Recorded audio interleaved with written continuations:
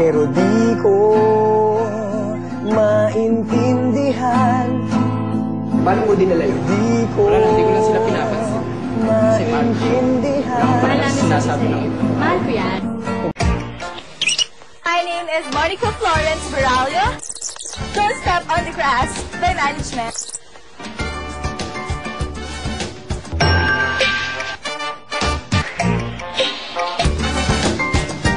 Alam ko square root ng 2,501.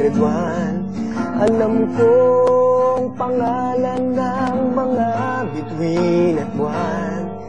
Pero di ko maintindihan. Di ko maintindihan kung paano kita mapapantayan. Love, ang gwapo-gwapo mo talaga. Geek is the new hottie na raw.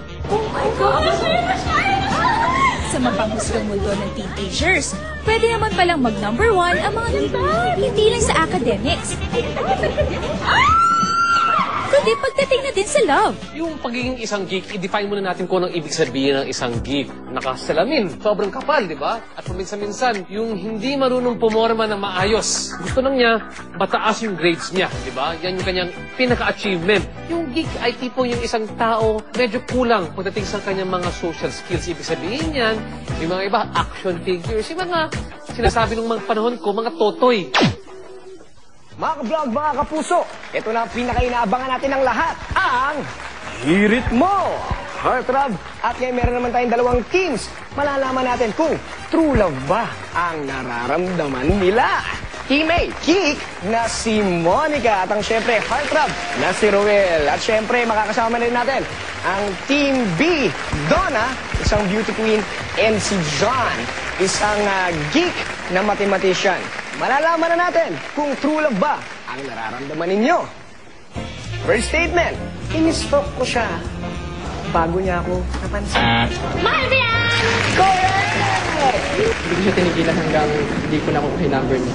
Nung lumabas, nagulat nga siya, nandun pa ako. At the end, binigay mo rin number. Binigay ko. Sa tiyaga. Ano naman ang nagustuhan mo kay John? Crush ko yung pagka-type niya sa computer, napaka-bilis. So, yung ginagawa niya ako ng mga Friendster layout, sinedit niya yung pictures ko. So, nakakakilig naman yung gano'n. Sinusundo niya ako sa school, dala-dala niya yung mga gamit ko. Tsaka sobrang understanding niya, ang bait niya. Second statement, lahat nakukuha sa tiyaga. Honey ko yan! It's correct! Lagi niya ako pinupuntahan sa mga science fair ko. Tapos binubuhan niya yung mga mali-malitang medals ko. Kasi syempre, di ba, what is beauty if the brain is empty? Oh, mahal ko siya kahit na pinagchichismisan na kayo. Mahal ko yan! Mahal ko yan! Mahal ko yan! Correct!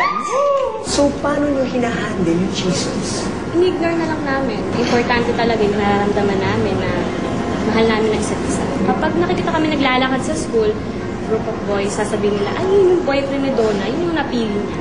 Nainis ako. Pero, iniintindi ko na lang talaga yung nararamdaman niya. Nainggit lang siguro sila. Paano mo dinala yun? Wala lang, hindi ko lang sila pinapansin. Kasi mahal ko siya. Wala akong Mahal parang namin sa sinasabi isa. ng iba. Mahal ko yan. Mahal ko siya kahit na sino siya. Happy ko yan! Happy ko yan! Iyan to, mga kapuso, mga ka-vlog. At ang nanalo sa ating Hirit Mo Heartthrob ay ang team A and B! Hindi importante yung mga sinasabi ng ibang tao sa iyo, kundi kung anong mga values ninyong dalawa at kung compatible yung inyong value system. The values which you have bring you together rather than bring you apart. Beauty pa rin is in the eye of the beholder. At sa mata ng tao in love, nakikita pareho ang kagandahang panloob at panlabas. Dito sa ating tanghalan, nais ko malaman kung tunay ba ito ating pagmamahalan.